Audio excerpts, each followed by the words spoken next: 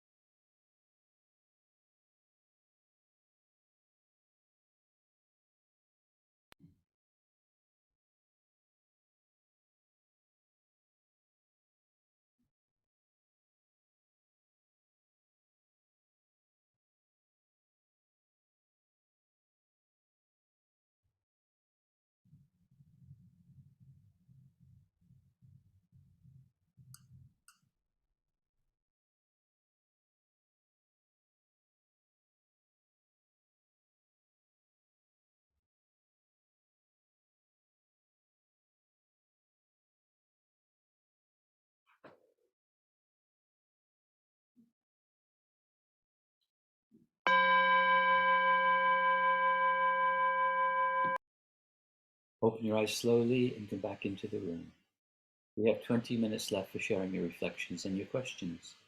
If you'd like to speak, raise your hand or use the reactions button at the bottom of the screen, and I'll invite you to take yourself off mute. If you'd like to ask Cate a question or a comment with confidentiality, put your message in the chat function at the bottom of the screen, and I'll read it out.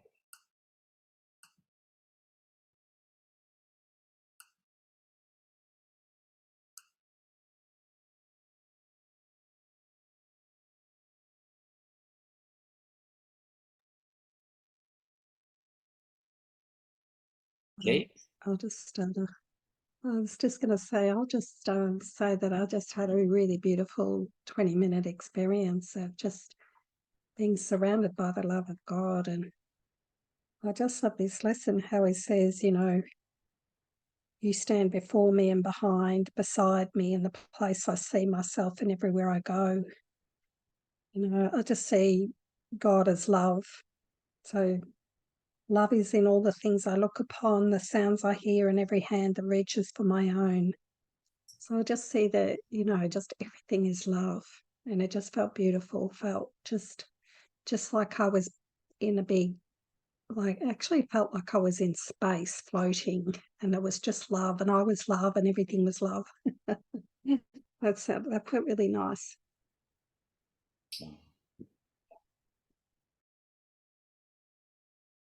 Who'd like to share? Dennis, take yourself off mute. Thank you for that beautiful truth. Why is it that it's the first thing we forget in all circumstances?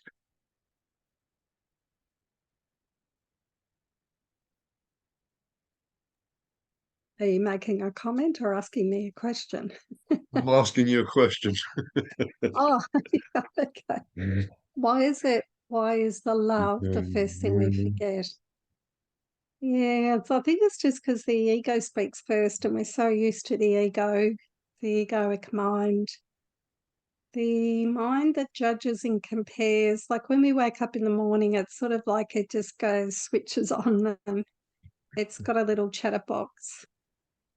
So we have to consciously switch to that love. Remember, in the manual for teachers, he says to first thing in the morning, just think of God and try to stay there as much as you can. And if you feel a little bit uncomfortable, just keep going until, if it doesn't work, let it go. But I know I did that practice for many years, and I did started to feel connection to the love within. But everybody forgets it, so it's normal. There's no road. You don't have to feel guilty about it because if you think about it, every time you wake up, you look at a room, you're looking at a hand, you're looking at a body, you're looking at a world, and it's quite takes a lot of mind training to be constantly connected to spirit when the world's and the body's saying, I want something to eat and drink, and get up and wash the body and get the food for the body and do the things to get the money for the body. So it's a wonder anyone gets connected to God's love, because the body is sort of seeming so demanding in a way. But I think if you can experience that love of God during the day at different times and take some quiet time and silence, it's really important to give over time for silence. And then if you get caught up in the ego, just don't make a big deal about it, because everyone here is. We're all just caught up in the ego at times, and so you've got to laugh. You've got to laugh at it, and just I think the most important thing is to be really gentle with yourself about it. I feel like when I join this group, I feel like everyone's laughing and like not taking it too seriously. I don't know if that's just this group, but that's how I feel when I come on this group. Anyway, that's nice. It's nice to see. Okay. And may I say, good on you, Cate? Good on you, mate. Kirsty, would you like to share? Thanks, Dan. Hi, Kate. Just tell you Hi, how my Kirsty. I'll just tell you how my meditation went. Maybe you don't just like to comment on it. It's very different from yours.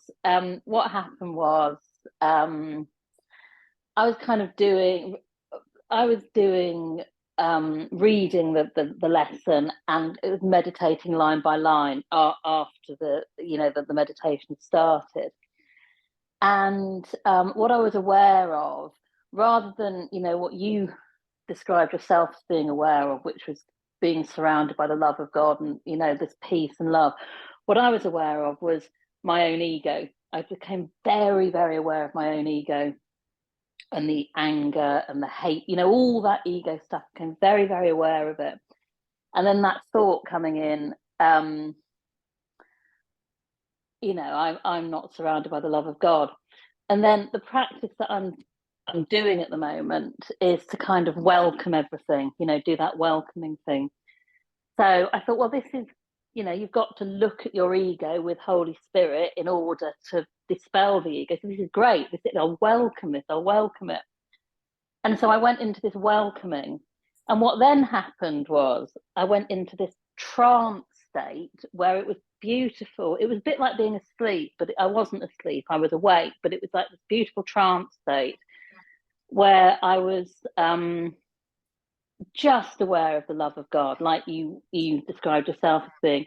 And then after I don't know how long, I had this other thought coming in.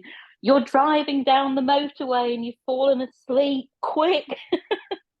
And that was my ego trying to get me out of this beautiful being surrounded by the love of God. It really will do absolutely anything.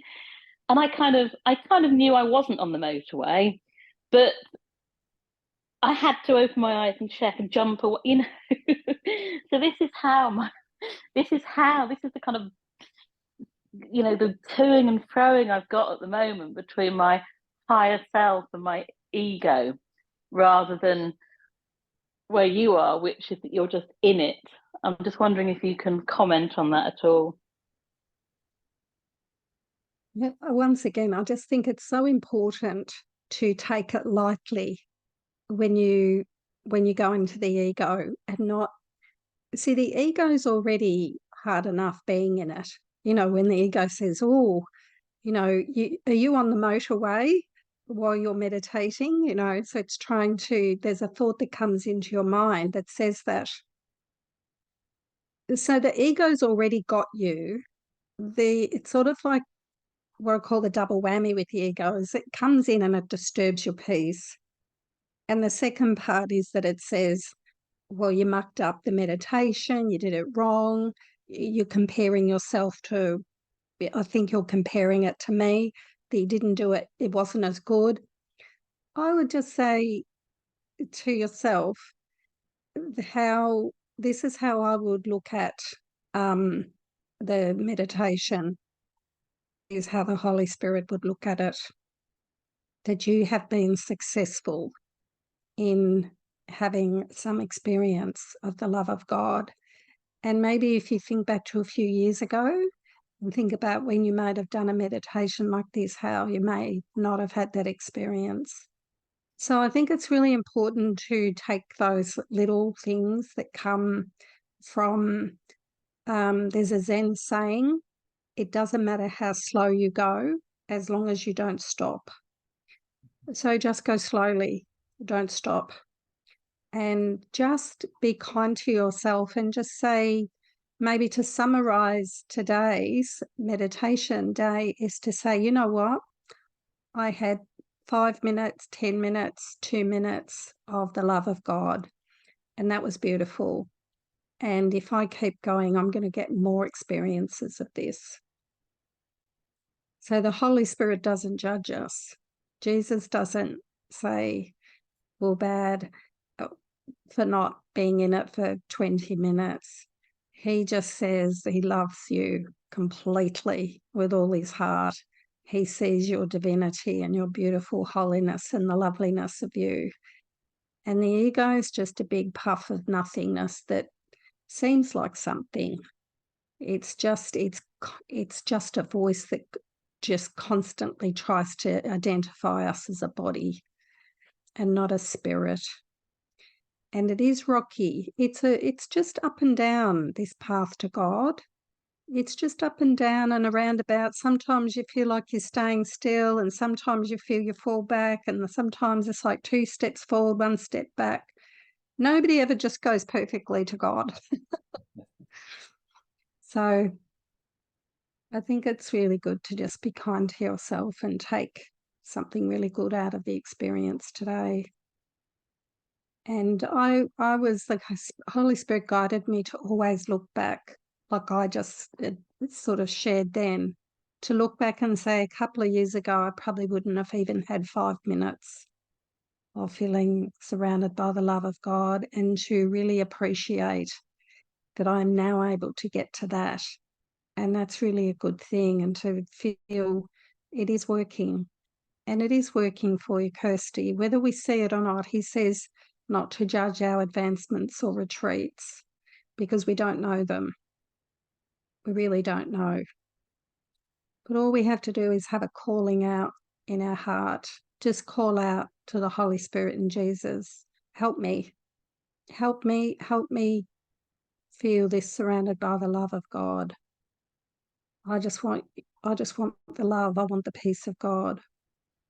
And, have that as a calling of your heart. I want the peace of God with all my heart. That's all I want. I want nothing else but the peace of God. Because when we have the peace of God and the love of God, we can be so helpful to others, because we're going to come from that unconditional holy love and be so helpful to have God's love within us and extending from us. And that's just such a beautiful miracle gift to give our brothers. So we're all working to that. We're all working to have that experience and to give that experience. Just, be kind to yourself. Thank you, Kate. Love you, Kirsty. Who'd like to share? Yeah.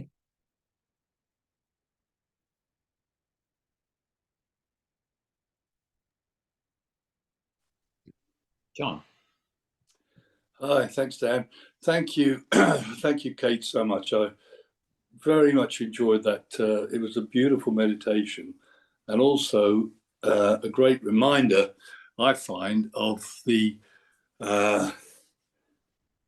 reminder that how whenever I feel a little bit maybe not so good or whatever, it's only ever because of the thoughts I'm holding. That was the absolute reminder, and it's so true. And when I realized, which you've just emphasized there in your comments there to Kirsty, that whenever I feel anything less than joy, the only reason is that I'm perceiving the situation, the person, whatever, in a way contrary to the way love or God is perceiving it. And it's that which is causing my disturbance. Nothing to do with what's actually happening or what anybody said, or so that, like you said, it's a journey, and it takes a real commitment to changing our mind. And I had one of the most beautiful experiences last week. My former wife came and stayed here with Annie and I, and we spent a week together. We had the most beautiful time. We'd been married 27 years when we separated. 7 years after separation, we still couldn't be in a room together, which one of our kids posted as well. And to have that wonderful week where we spoke about different things that happened during our 27 years of marriage. And the great thing is we laughed, which you emphasized the importance of. We laughed at situations which before we were at each other's throat about. And it was just amazing. And for me, it was a validation of the power of forgiveness, and how constant, unremitting forgiveness, which Gary Reynolds always going on about, really works. It really works. And it was an amazing situation. And of course, everyone benefits from it. I mean, we had a wonderful time. and Annie and they get on great, and her partner and I get on great. We just had a wonderful time. And the people that benefited were all the kids. You know, they all commented how much easier life became. So it really is as well about seeing how far, like you just emphasised. You know, it wasn't always like that at the beginning.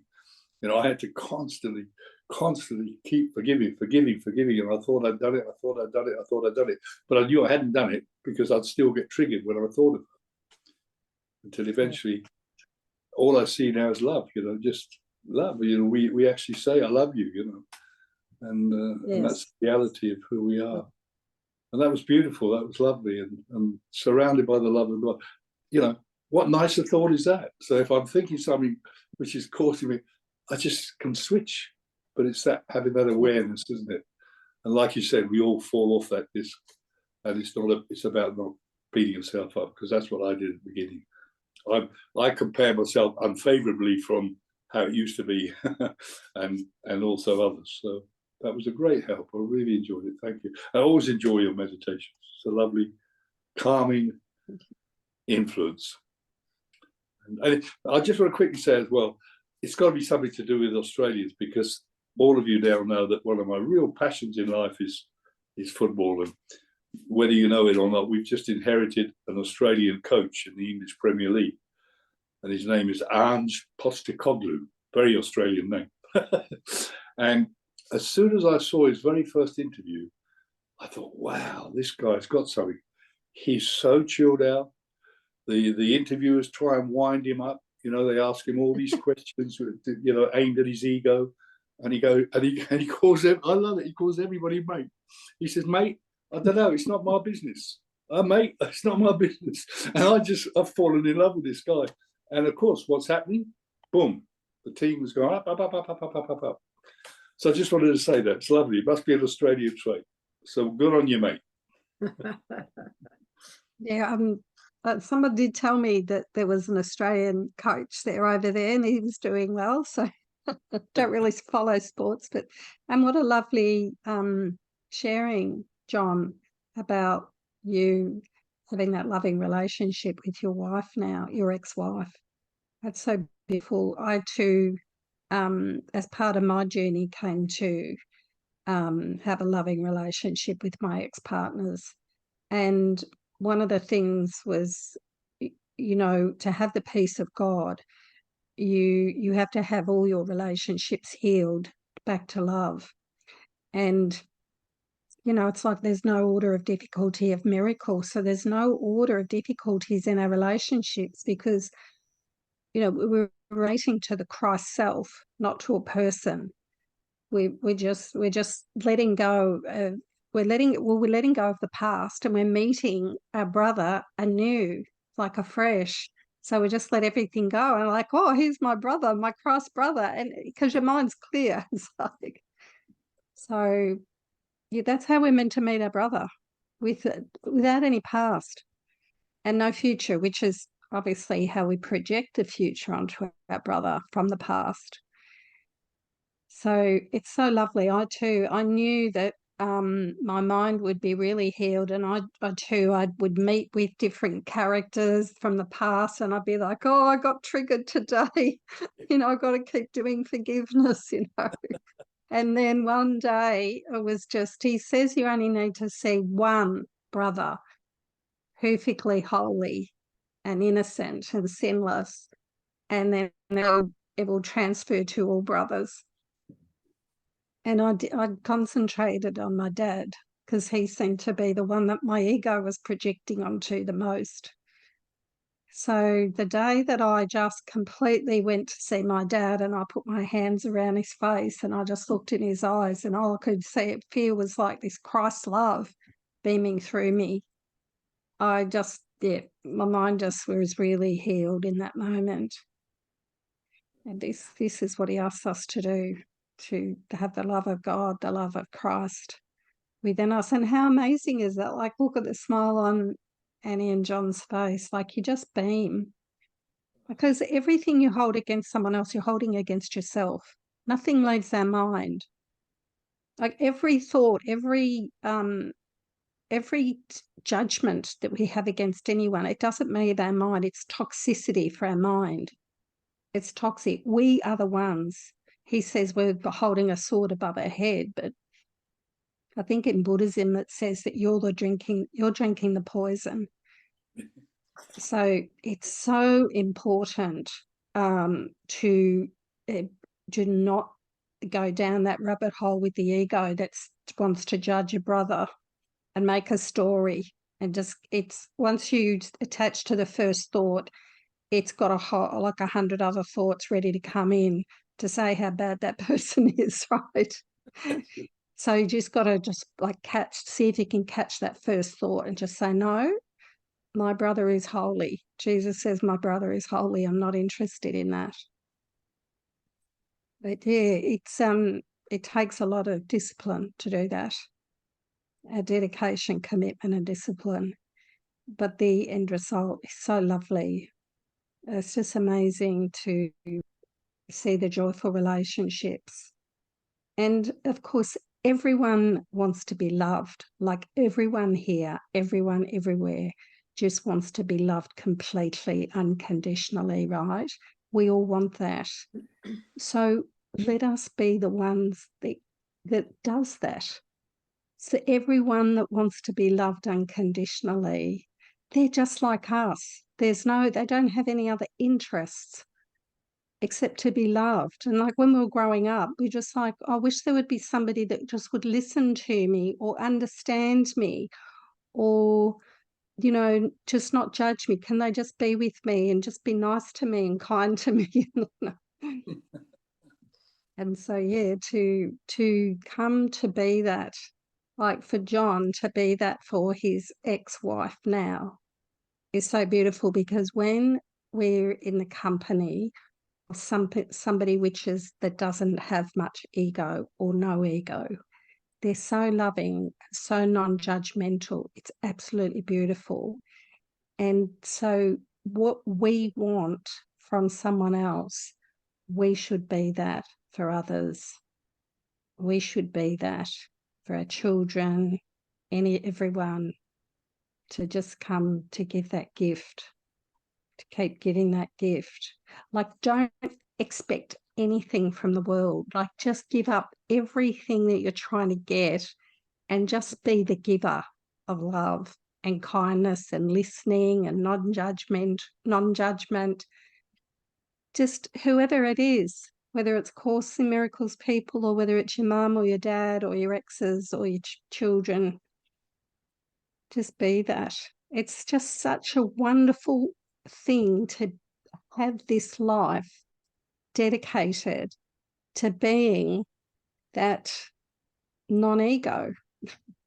He says, you know, he wants us to be miracle workers, which is really just simply being without an ego. So we have to watch that ego coming in. We have to be really aware of that ego thoughts that want to judge and give the story about the other who we're meeting, and really get into what they call the decision maker or the witness or the observer, and watch those thoughts and just let them go, let them pass through, not interested. I'm here to be this loving presence. And that's such a wonderful thing to do. And, you know, I just love that I got that opportunity to do that for my father, my dad, before he passed away, for the last 8 years before he died, just to be that loving presence for him. And a lot of laughter, a lot of laughing, like John said. There just ends up being laughter, because once everything's left and the past is gone, there's just so much joy. There's nothing to do but just have fun, isn't it? But yeah, it's just wonderful. Thank you, Kate, for bringing all this love to the other side of the world, and so much to take with me today. I love you. Take yourself off mute, show your appreciation. Oh, thank you, Kate. Kate. Thank you. Thank you. Thank you. Thanks, Kate. Great week. Love and blessings. Love you all.